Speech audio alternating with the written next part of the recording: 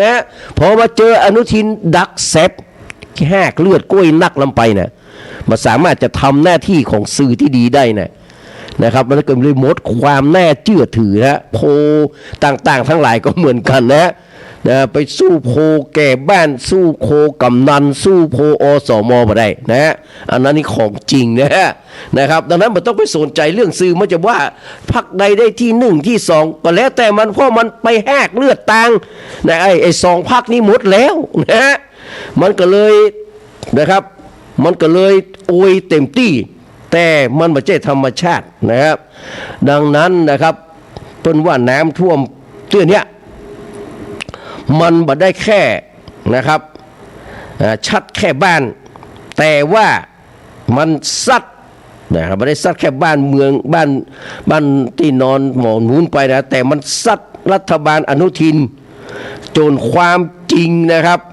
น้ำลดต่อพุทธแต่อันนี้น้ำมานะครับมาที่ไร้ปัญญาทั้งหลายนี่ปรากฏออกมาตึงประเทศพี่น้องช่วงน้ำท่วมหาดใหญ่อยุธยาเฮาหันภาพพี่น้องชาวบ้านลอยคอหนีน้ำนะครับมันดังยิ่งกว่าทุกคำแก้ตัวของรัฐบาลและสื่อเฮงซวยทั้งหลายนะยิ่งมองยิ่งหันว่าผู้นำที่บริหารน้ำเป็นกับผู้นำที่บริหารน้ำบ่เป็นมันต่างกันลิบลับเหมือนกับฟ้ากับเหวพี่น้องบ่ท่องใจผู้เชี่ยวชาญตั้งหลายมาวิเคราะห์คือมันยุ่งยากนะมันต้องไปเจอไอ้ด็อกเตอร์ได้มาไอ้ด็อกตี้นี่มานะครับไอ้ด็อกเตอร์หมาเท่านั้นเลยนะครับเป็นด็อกบ่ได้ก็มีนะฝ่ายประชาชนนะครับพี่น้องชาวบ้านทั้งหลายติดอยู่บนหลังคานะครับฝ่ายรัฐบาลกลับไปยุ่งอยู่กับการเมืองไปเสาะดูดงูเห่างูจ่องงูวอกนะแถมบปอคมคู่ฝ่ายค้านคู่ยุบสภาบอกว่าแทนยุบสภาการแก้ปัญหาแก้ไขรัฐธรรมนูญก็บ่จบก็บ่แล้วล่ะก็คิงถึงมาตั้งใจตั้งแต่แรกอยู่แล้วคิงเคยวอกเอามาแล้วก็ไม่ไกลหนูพักคิงนะหรือคิงจะวอกคิงจะว่าจะใดนะครับทั้งที่น้ำพี่น้องกำลังซัดเข้าบ้านคนเป็นปันหลังนะพี่น้องนี่คือจุดที่ทำให้คนประเทศเริ่มคอมแพร์แล้วเริ่มคอมแพเรทีฟหรือว่าเริ่มเปรียบเทียบผู้นำแต่ละยุคแบบมันต้องสั่งละมันต้องมีไผ่มาสั่งมันต้องมีไผ่มานะครับเทียบ4รัฐบาลพี่น้องผมรู้ว่าน้ำบ่เคยวอกใส่ไผ่เมืองกับสื่อมวลชนจันไรทั้งหลายเนี่ยครับไผ่จะมาว่าผมมาเลยไอ้สื่อจันไรทั้งหลายนี่นะครับทุกสื่อเลยนะบอกว่าสื่อทีวีบอกว่าสื่อหนังสื่อพิมพ์สื่อทุกสื่อจันไรจันไรขนาดนักบอกเสนอข่าวนะครับเรื่องที่จะไปโคนเสียกับรัฐบาลนี่เมาเลยนะครับมีเลยไปพอนะครับสังเกตเลยโจรขมหันอมรินทร์แต่เจ้าเนี่ยนะครับโอ้อันนี้มันเริ่มจะแหวงเข้าหาแล้วให้ต่างเสียงแล้วกันนะเรามาดูพี่น้องเทียบ4รัฐบาลน้ำบ่เคยวอกใส่ไผ่นะน้ำซื่อไปซื่อมานะครับน้ำไปทางใดได้น้ำก็ตึงจะไปนะครับเพราะว่ายุคอนุทินพี่น้องบ่มีศูนย์สั่งการบ่มีเอกภาพบ่มีแม่งานกว่าจะมาตั้งได้กว่าทั่วจะสุกงานไม่เรียบร้อยครับตั้งอย่างก็มาทับซ้อนกับต่างหากตั้งธรรมนัสเป็นผอ.จัดการเรื่องน้ำก่อนนะครับแล้วก็ไปตั้งผบ.สส.เป็นดูแลเรื่องน้ำรวมนะผมว่าไผ่ใหญ่วะผมจะต้องไปแจ้งกับไผ่ผู้ว่าในอำเภอแก่บ้านกำนันนะครับข้าราชการทั้งหลายบอกว่าจะไปแจ้งกับไผ่นะจะไปแจ้งกับธรรมนัสการจะไปแจ้งกับผู้บัญชาการทหารสูงสุดก็บอกว่ายศไผ่ใหญ่นะครับบอกว่าแจ้งกับไผ่นะ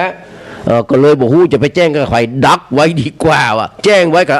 มันก็ต้องมีปัญญานอกจากถ่ายรูปไว้ซะนะผมเชื่อเลยครับว่าบ่มีปัญแม่ครับผบ.สส.จ้างนะ ธรรมนัตก็แจ้งนะครับธรรมนัตถ่ายรูปไปว่าพี่น้องแม่เจียงใหม่พี่นะฮะตัวหาถ่ายรูปฮะแต่ตัวมาเปิดงานที่เจียงใหม่พี่น้องสุดยอดพี่น้องดังนั้นอนุทินนะครับตั้งใจอย่างดีว่าแกจะเอาขี้นะสมัยเด้อไปกินข้าวนะแกที่จะโยนขี้ให้กับธรรมนัตพี่น้องไปแอดไซน์ให้ไปดูแลนักน้ำท่วมภาคใต้แต่คนระดับธรรมนัตมันจะขี้เหมือนกันนะพี่น้องนะครับ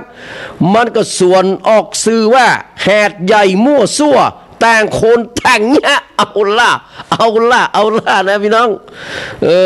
แต่ภาคประชาชนกับหันภาพเละเทะตึงรัฐบาลเนี่ยเพราะนี่คือกำอู้ที่มาจากคนในรัฐบาลบัจเจฝ่ายค้านมันสะท้อนสะเทือนความไร้ระบบไปจนถึงแก่นพี่น้องหน่วยงานทำงานแบบประสานข้อมูลบัตรงอะครับอันนั้นว่า3อันนี้ว่า4อันนั้นว่า8หุ้นนะยุ่งขนาดนะลงพื้นที่เพื่อสร้างภาพนักกว่าการที่จะไปแก้ได้จริงนะฮะจนพี่น้องชาวบ้านต้องมาอู้เองว่าบ่หูจะนะครับแต่หมายว่าจะสั่งหรือไผ่ทำบ่หูเลยที่คำสั่งมันมั่วซั่วนะฮะทับซ้อนกันก็มีคือเขาหูแล้วครับว่าตั้งมั่วไว้ยะมันโป้นตัวไปอย่างพอละใจจริงนะครับถ้าอันนี้นะครับถ้ามันมีคราวที่แล้วที่มันมีทหารฆ่านะเขาจะได้หันน้ำตาหน้าวอกของอนุทินเห็นนะฮะแต่งวดนี้มันมากล้าให้ก่อนมากล้าให้ครับ พอให้ไปแล้วไม่ได้คะแนนนะให้ไปแล้วไม่ได้คะแนนมีแต่ตีนที่จะให้นะพี่น้องในวิกฤตน้ำแบบนี้พี่น้องประชาชนบ่ได้สนใจว่าคุณเพิ่งจะเริ่มทำงานหรือว่าทำงานมาได้กี่วันนะบ่สนใจครับก็คิงเป็นรัฐบาลคิงเป็นนายกรัฐมนตรีคิงเป็นรัฐมนตรีมหาดไทยคิงเป็นรองนายกคิงเป็นรัฐมนตรีเกษตรคิงจะทำงานมากี่วันกี่เดือนมันบักเกี่ยวกันแล้วคิงก็จะไปโยนขี้ใส่รัฐบาลชุดก่อนคิงก็เนี่ยบ่ได้แล้วนะเพราะพี่น้องประชาชนเปิ้นสนแต่ว่าคิงจะทำได้ก็ต่ออันนะถามว่าคิงจะแก้ปัญหาน้ำเนี่ยได้ก็นี่ยุคของอุ้งอิงนะครับแพทองทานเนี่ยลงพื้นที่แต่พี่น้องใจข้อมูลแต่ทำงานนะครับเรียกว่าสนที่กับท้องถิ่นนะฮะตอนน้ำท่วมที่แม่สายก่อนครับคนนี่จับตาพออย่างนักเลยแต่สิ่งที่เกิดก็คือนายกแพทองทานลงพื้นที่ตั้งแต่เจ้าสั่งการแบบรวมศูนย์ทำงานกับท้องถิ่นจริงบ่ใช่แค่ไปยืนถ่ายรูปและเป็นภาระพี่น้องดึงข้อมูลนะครับเรียลไทม์ออกมาประกอบกับการตัดสินใจว่าจะต้องอย่างอีแก้ปัญหาเฉพาะหน้าพร้อมวางมาตรการที่ยาวนะฮะมาตรการยาวที่จะเชื่อมโยงกับโครงสร้างน้ำในภาพใหญ่แต่เสียดายเปิ้ลไม่มีเวลาจะทำแล้วนะเพราะไอ้หนูไปลูกเปิ้ลมาเหียนะไอ้หนูไปบอกให้ป้อนมาลูกเปิ้ลเนี่ยนะประชาชนบ่ได้หันการโยนความผิดแต่นะครับเห็นแต่การลุยทำงานแบบบ่ต้องอธิบายอย่างสักอย่างเจ็บคอนะเจ็บคอครับวันนี้พี่ไหนอินสมอยู่ถึงพี่น้องถึงแค่3 โมงเด้อนะฮะเพราะว่าเดี๋ยวจะต้องไปงานต่อนะใจเสียงนักก็เจ็บคอไม่ได้อย่างสักอย่างนะฮะแต่เขาไปเจ็บคอแหมจริงนี่เขาได้นะมาอันนี้เป็นยุคของอนุทินกับยุคอุ้งอิงมาถึงยุคยิ่งลักษณ์พี่น้องเลยไปเห็นหน่อยยุคยิ่งลักษณ์นะครับหญิงแกร่งคนแรกของประเทศไทยนะฮะหรือว่ามานารีขีนะม้าข่าวนะครับเขาเรียกว่าระบบน้ำถึงประเทศที่ถูกทำให้หายไปหลังปี57พี่น้อง2554เนาะยิ่งลักษณ์ตั้งวอรุ่มนะครับใจซิงเกิลคอมมานด์ ทำบางระกรรมโมเดลจนได้เสียงชมจากต่างประเทศ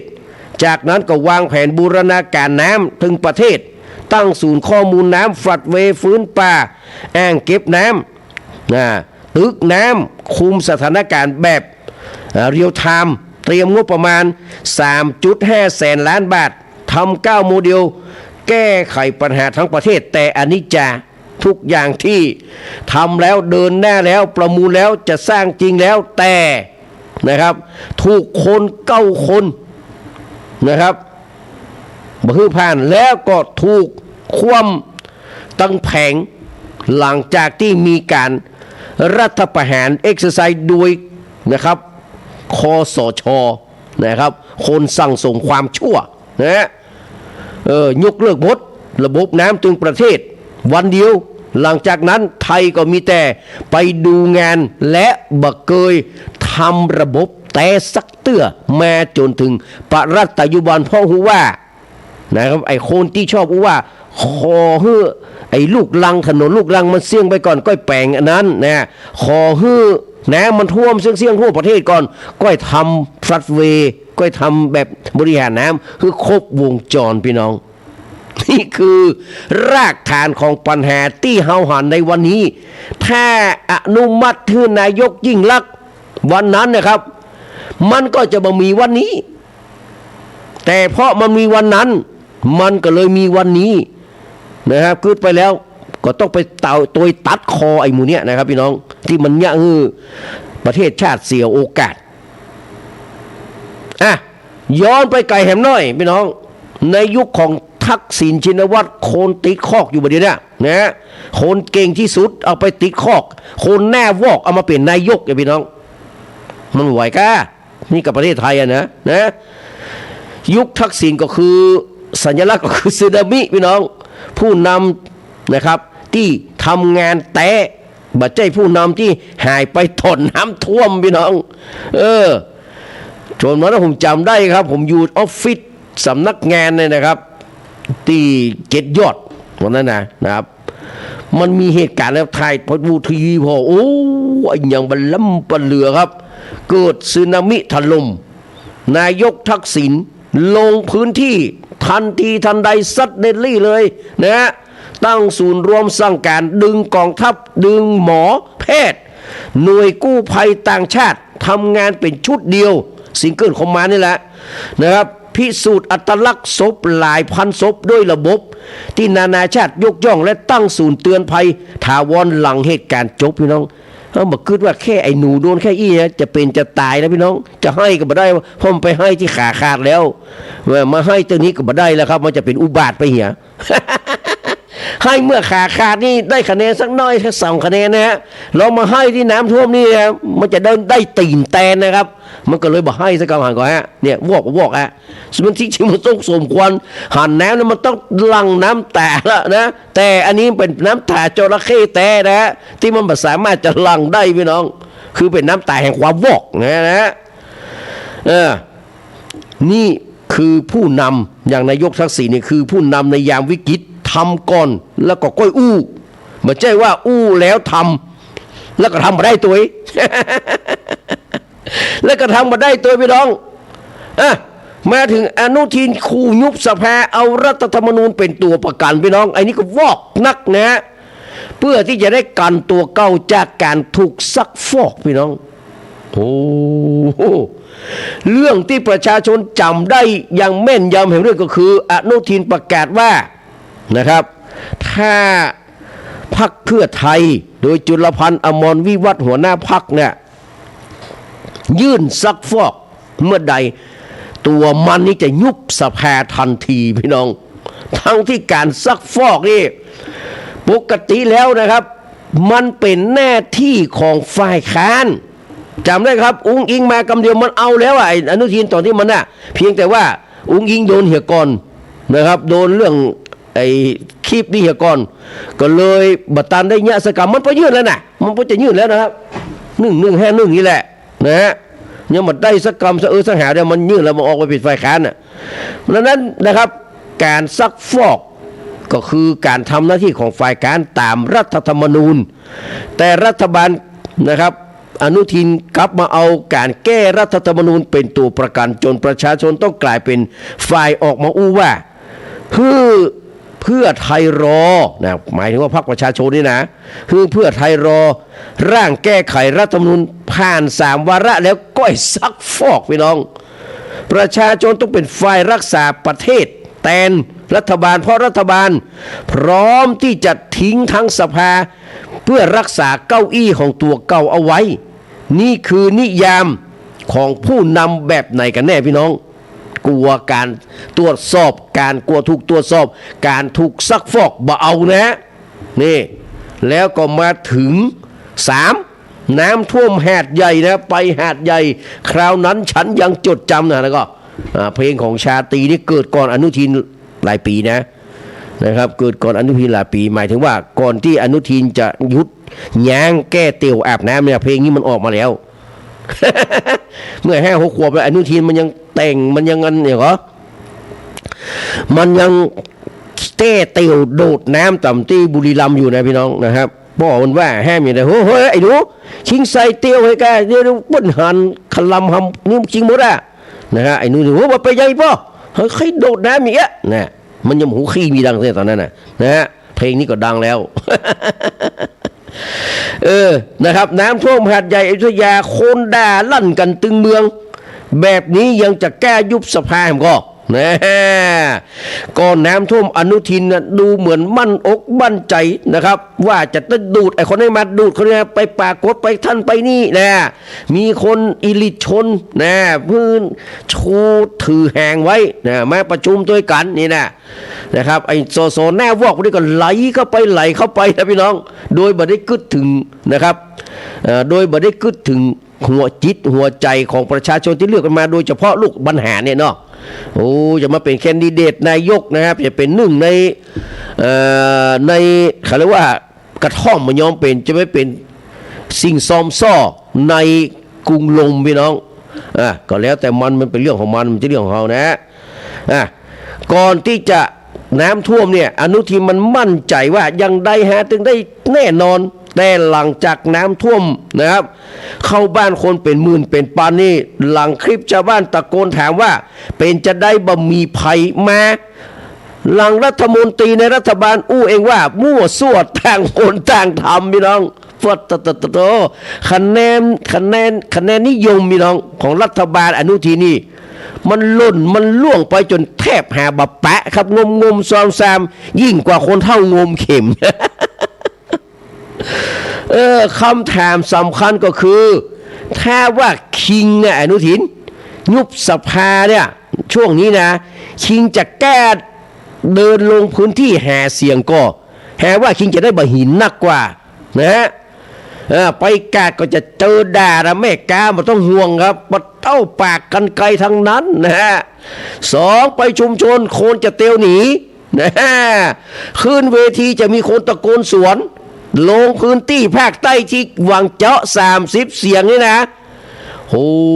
ฐานเสียงเดิมเนี่ยจะเอาที่เนี้ยนะครับเป็นบ้านใหญ่นะเสียงฐานเสียงเดิมก็ยังโคตรจัดอยู่พี่น้องปัตมิงแบบสุดๆอาหารหน้านี่มันเต่าลูกกุยเนี่ยไอ้นุทินเนี่ยพี่น้องชูผลงานชาวบ้านก็ยกย้อนว่านะแล้วแหนมล่ะเนี่ยจะได้ นี่มันมาใจบรรยากาศหายเสียงคือบรรยากาศลากตัวเก่าไปโดนพี่น้องประชาชนนะครับได้ลงโทษต่อแน่ได้ประจานความเฮงซวยตัวเก่านะยุบสภาตอนนี้เนี่ยมาใจเหนื่อยเพื่อไทยนะมาใจหนีเพื่อไทยครับแต่คือจะเตียวเข้าไปหาพี่น้องประชาชนก็จะไปเจอพี่น้องประชาชนที่อารมณ์กำลังเดือดแฮมเดือดนี่ยังมาหายด้วยนะอารมณ์เดือดนี่นะพี่น้องต่อขึ้นน้ำแห้งไปเลยก็ยังมาเดือดด้วยนะยังมาหายด้วยนะยังปุดอยู่เนอะนะครับอารมณ์ก็ยังฮ้อนนะครับอันนี้คือความจริงเนี่ยนะครับเพราะมันเหลือที่จะอดแล้วนะครับคนที่ลอยคอหนีน้ำจะบลืมง่ายๆในวันที่เขาเดือดร้อนที่สุดรัฐบาลทำไอ้อย่างอยู่พี่น้อง ดังนั้นย้อนปิกมันก็ว่ามีคนบอกว่ากูยอมรับผลงานอีหนูนะอย่างหนึ่งก็คือมันบริหารสื่อสอส้ม รวมทั้งสลิมและดอมฮือสงบเสงี่ยมหูปากเงียบแม้จะเจอวิกฤตแต่อย่างอื่นไม่เป็นสับปะรดขลุ่ยเพราะว่าอันนี้คือนะครับบทความที่ถวายแด่อนุทินชาญวีรกุลนายกรัฐมนตรีจกเบอร์นายกรัฐมนตรีกรวงนะมาฟังเพลงพี่น้องก็เป็นเพลงกำลังใจเนาะนะครับของป้ออย่างป้อสมานนี้เดียวก็ฟังเด้อเดี๋ยวได้ฟังแน่นอนนะครับเพิ่นขอเพลงของสมยศทัศนพันธ์มาคนล้มอยากข้ามนี่ล่ะคนล้มอยากข้ามแล้วก็เซียมซีเสียงรักนะเดี๋ยวเรามาฟัง3เพลงนี้ก่อนนะครับ2เพลงนี้ก่อนเนาะนะครับน้ำท่วมของสอนคีรีศรีประจวบแล้วก็ฝนตกฟ้าร้องฝนตกฟ้าร้องก่อนแล้วก็น้ำท่วมพี่น้องถ้าฝนมาตกน้ำบัดท่วมพี่น้องก็เอาฝนตกฟ้าร้องและก็น้ำท่วมให้พี่น้องทั้งหลายได้รับฟังกันก่อนในช่วงนี้แล้วก็มาปะกันต่อไปนะครับช่วงนี้ก็นะครับ12 นาฬิกานะครับ36 นาทีหมายถึงเตี้ยงกึ่ง36 นาทีกำลังกินข้าวกินปลากันเนอะกำใดที่มันออกไปแล้วแสลงหูก็ขอสุมาอภัยด้วยนะครับฟังต่อเลยครับ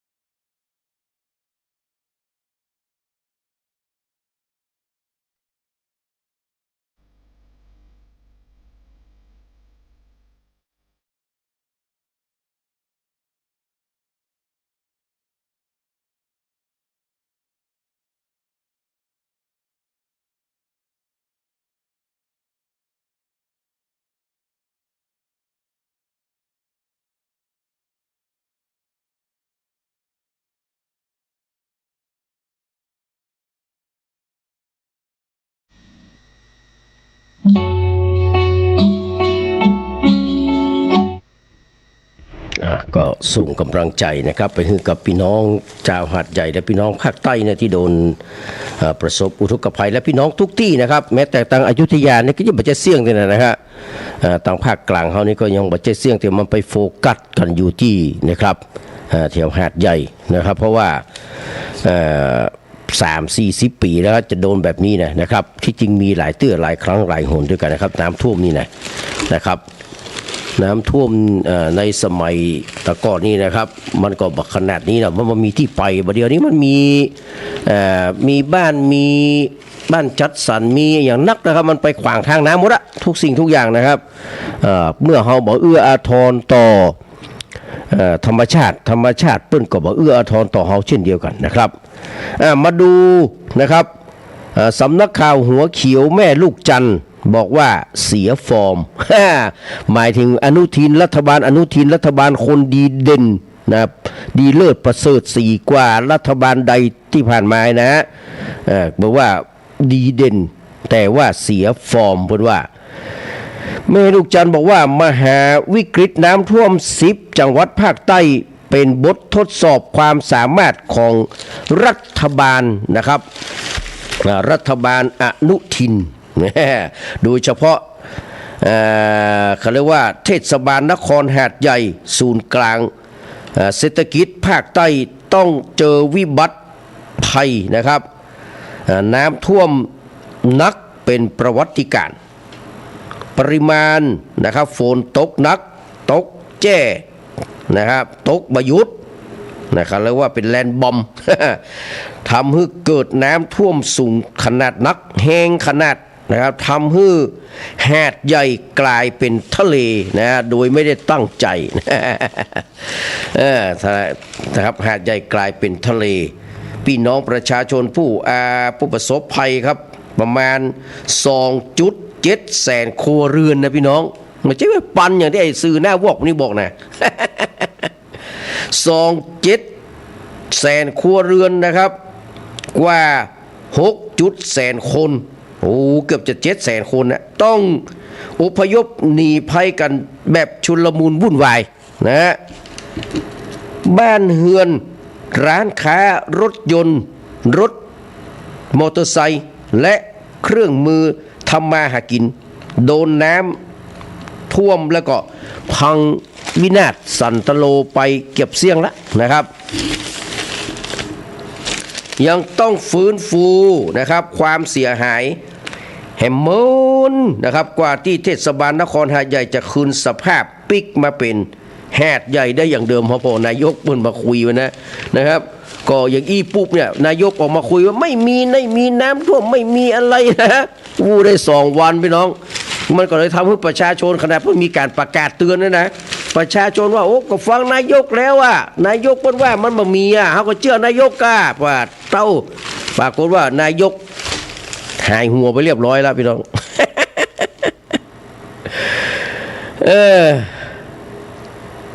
แม่ลูกจันจีว่ามหาวิบัติภัยนะครับมหาวิบัติภัยน้ำท่วมนักที่หาดใหญ่นะทำให้พบความจริงว่านายกอนุทินชาญวีรกุลบัชับไวบัเฉียบขาดในการบริหารจัดการวิบัติภัยธรรมชาติเร่งด่วนอย่างที่ควรจะเป็นพี่น้องเรียกว่ามีคอมมอนเซนส์น้อยเดียวนะสามัญสำนึกน้อยเดียวก็สามารถทำได้แต่เพราะไม่มีเซนส์ไม่เป็นไรมันมามีคอมมอนเซนส์เนี่ยพี่น้อง มันมีสามัญสำนึกนะฮะมันก็เลยทำไม่ได้เท่าที่ควรจะเป็นนะไออนุทินอุตส่าห์บินไปบัญชาการแก้ปัญหาน้ำ2 วันซ้อนๆแต่ไม่ได้วางแผนบูรณาการรับวิกฤตน้ำท่วมใหญ่ให้เป็นระบบครบวงจรปล่อยให้หน่วยงานในพื้นที่รับหน้าเสือกันไปเองการแก้วิกฤตน้ำท่วมขนาดใหญ่ที่หาดใหญ่นะจึงเกิดความสับสนโอลหม่านอย่างที่หันกันแม่ลูกจันพอว่ารัฐบาลประเมินฝนและสภาพน้ำท่วมผิดพลาดทำให้การแจ้งเตือนภัยน้ำท่วมล่วงหน้าบัทันเหตุการณ์ การจัดตั้งศูนย์พักพิงก็บ่เพียงพอรองรับผู้ประสบภัยการอพยพประชาชนจากพื้นที่น้ำท่วมก็ยังล่าช้าจำนวนเรือที่ผู้รับที่จะรับผู้ป่วยเนาะละอ่อนคนชราคนเฒ่าคนแก่นะฮะที่เป็นกลุ่มเปราะบางทั้งหลายนะครับออกจากเขตน้ำท่วมนี่ไปพักในที่ปลอดภัยก็ขาดแคลนเพราะว่ามันท่วมด้วยกันหมดนะการจัดส่งเสบียงอาหารและน้ำดื่มให้กับผู้ประสบภัยก็ไปบ่ทั่วถึงทำให้ผู้ที่ประสบภัยที่ยังตกค้างอยู่ในกลางน้ำนะครับกลางน้ำที่มันท่วมนี่นะต้องเดือดร้อนจนสะบักสะบอมการที่ผู้ประสบภัยจำนวนมากต้องนะครับปีนขึ้นไปบนหลังคาบ้านเนี่ยท่ามกลางฝนตกหนักไฟฟ้าดับโทรศัพท์แบตหมดบ่สามารถติดต่อขอความช่วยเหลือจากหน่วยงานใดๆได้เลยพี่น้องโอ้ไฟฉายก็บ่มีนะหัวหูใจสัญญาณก็มันไปมีสัญญาณอย่างสักอย่างมันไปไหนไม่ได้ต้องเคาะถ้วยถังกระมังที่มันต้องมีอยู่นะตัวนะเขายิงได้ยินเสียงหวีดเสียงร้องยิ่งกว่าเขมรที่พูดที่เขาเอาผีไปหลอกเขมรนั่นนะแสดงให้เห็นความบกพร่องในการรับมือวิบัติภัยธรรมชาติของผู้นำรัฐบาลอย่างชัดเจนนะจนน้ำท่วมเละตุ่มเป๊ะไปแล้ว4 วันรัฐบาลแก้หาประกาศให้16 อำเภอในจังหวัดสงขลาเป็นเขตภัยพิบัติธรรมชาติพี่น้องความรู้สึกนี่จ้ายิ่งกว่าจืนเนี่ยนะไอ้นี้มันจืนไปนะคนเฒ่าคนแก่อายุสัก60 ขึ้นไปจะรู้คำว่าจืนนี่หมายความว่าอย่างไรเขาก็มาหารอนุทีเนี่ยเป็นจืนพี่น้องแต่อย่างอื่นมันมาจืนนะมันจืนเรื่องนะฮะจืนเรื่องมันมีเมีย4 คนมันมาจืนนะเรื่องอันนั้นมันมาจืนนะเรื่องไม่ยิงมันมาจืนนะแต่จืนในเรื่องการบริหารประเทศชาติพี่น้องเรื่องการบริหารน้ำเนี่ยน้ำท่วมได้4 วันเจนจะหูคิงอ่ะฮะก็เอาง่ายๆอย่างสำนักงานที่มันดูแลควบคุมอยู่ในกระทรวงมหาดไทยพี่น้องปพงนี่สำนักนายกนะปพงอยู่ในสำนักนายกมันยังมาหัวมันว่าปปงนี่อยู่ในสำนักยุติธรรมมันว่านะอยู่ในการคลังมันว่าโอ้มาขนาดอยู่ใกล้ตัวมันยังมาหัวแล้วน้ำท่วมที่แหดใหญ่มันจะไปหูได้ยังไงพี่น้องมันก็อีเลียขาดหน้าวอกในที่ตัวนี่มันนะครับว่าใครว่าล่าสุดเนี่ยเพื่อนยังบอกว่าเฮ้ยอีนี่มึงคายหมักฝรั่งแล้วมันเคี้ยวแจกมันเคี้ยวยัก